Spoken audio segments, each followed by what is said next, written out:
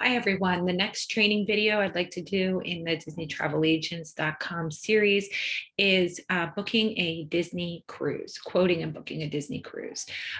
So again, you're going to go to your drop down here, and this time you're going to be picking a Disney Cruise Line. Put in 2 kids, we'll say 10 and 6 again, and hit find prices.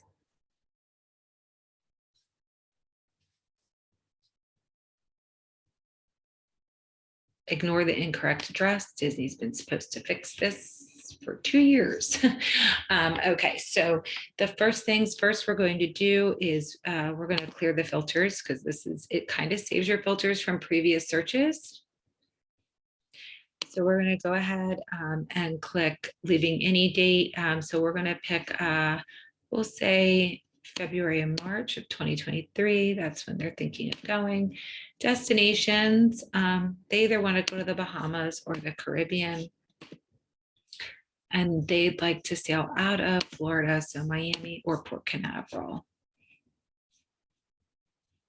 If you have more filters you want, if you wanted a Marvel Day at Sea, Pixar Day at Sea, but that's not really important.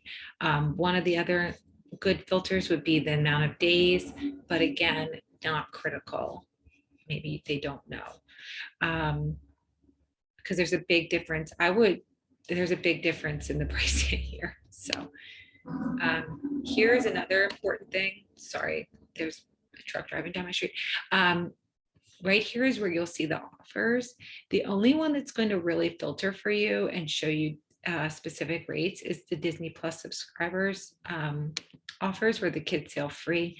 So if you click that, that will filter out those with the filters you've already done. And this offer is for January, February, March, and into April. So you'll see that those prices are there. As you can see, it says it right there. This is a great thing to be, advertising right now because the rates are amazing, saving clients quite a bit of money. And you'll see, all the different options. It'll mark if it's a Pixar Day at Sea. So if you didn't want to have that Disney Plus option on there, you could clear that.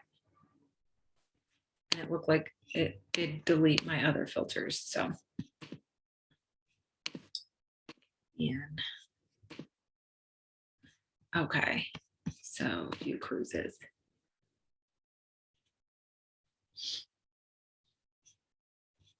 So 29 options here. Oh, I forgot to do my ports. Miami, Port Canaveral. And you're going to just want to click on it and it'll show you all the different dates. You'll start to become familiar with what ships sail from where, but like Miami, that's usually going to be the Dream.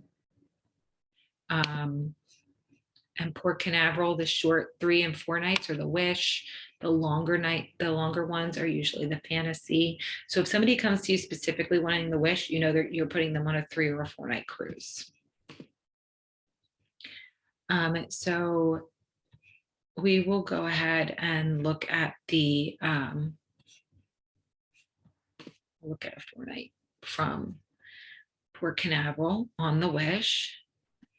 And you can see the starting prices. So you can kind of, if they've just like, I just want to sail whatever week's cheapest. Well, then you can kind of scroll through and see which ones are the cheapest weeks that they could travel. If they want a veranda, you'll be able to see if they're available or unavailable. The verandas are available in all of them. Now, I will warn you, when you see a price that's this much lower than everything else, it probably means it's a guaranteed rate. So make sure you're looking at what that guaranteed rate means for the client and very specifically explaining that to them, because that can be something that they don't want to commit to. Guaranteed rate basically means they do not get to pick their cabin. They're locked into that price. It is due in full at the time of booking. There's no refunds. There's just a lot that goes into those guaranteed rates because they are such a good price. And I'm going to just show you that so you can see what I'm talking about.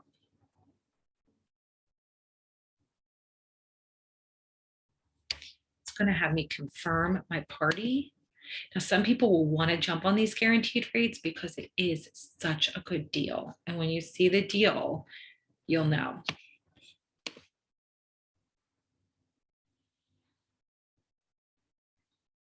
Just one second while it loads. All right, so you see veranda starting from $49.42. You're going to click that. And oh, it's not a guaranteed rate. Interesting. I assumed it would be. The deluxe family ocean view stateroom is a guaranteed rate. So you could click that to learn more. But for this person, we're just going to click the regular ocean view rate because that's pretty amazing rate, honestly. Then you can see that there's only forward or aft, no midship available. What I would tell you is that forward, actually, if you have somebody with motion sickness, and for those of you that have sailed, you might know this, or maybe you have a different experience, but my experience is that forward is worse because that's the one that's cutting into the waves, where aft isn't quite as bad of motion.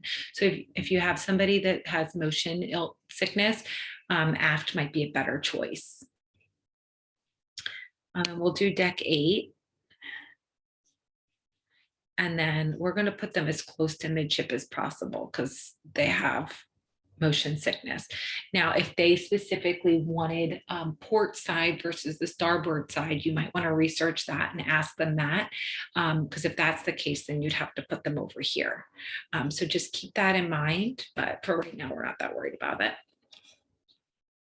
So then we can, right here, we'll be able to see all the pricing for them. So this is what we could type up to our client, is that they would be, stateroom 8, 8642.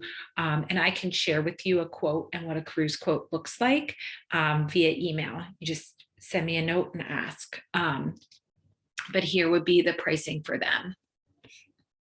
Then you would hit add to cart if this is what, they definitely want to do.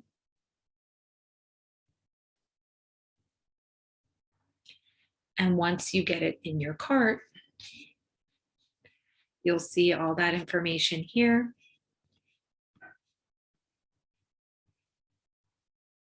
If it's somebody traveling with somebody else and you need to add a second stateroom for one reason or another, maybe it's a family, a larger family that wants 2 staterooms and you want to make sure they're connecting, you're going to really have to do your research there. Sometimes it's easier to call those in. You will have to call in for your first cruise booking because they have to add you. I can't do that for you. I'm sorry.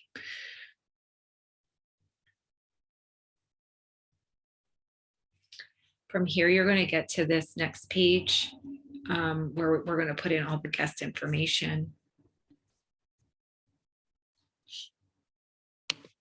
And the site is not loading. Okay, so you can see here, if your name does not appear, it tells you to call. Anyway, so it used to be that was a drop down. I could see everybody's names, but maybe not because I'm in my account. But anyway, that is where if you have to call because your name's not there, you need to call that number and have your name added. It's usually your first booking. And then once you do your first one, you're good. Then from there, you're going to enter in all of their travel details. You'd hit next. The next step would be their payment. Now, the payment for a cruise is the deposit is 20% of their total cost, pre-tax and for sorry, I can't talk, pre-taxes, fees, and port expenses. So if you were quoting this and they were like, well, what's my deposit? And you just would need to know what these added up are, and then 20%. So sometimes Disney runs a special where there's a half price deposit, and that would just mean the deposit's only 10% with the balance due later. So that is how you book and quote and book a Disney cruise. If you have any specific questions or want to learn more about it that I did not cover here, you can reach out to me and I am happy to help. And like I said, if you want to see how I do that, the quotes for this, feel free to reach out and I'm happy to share. Thank you.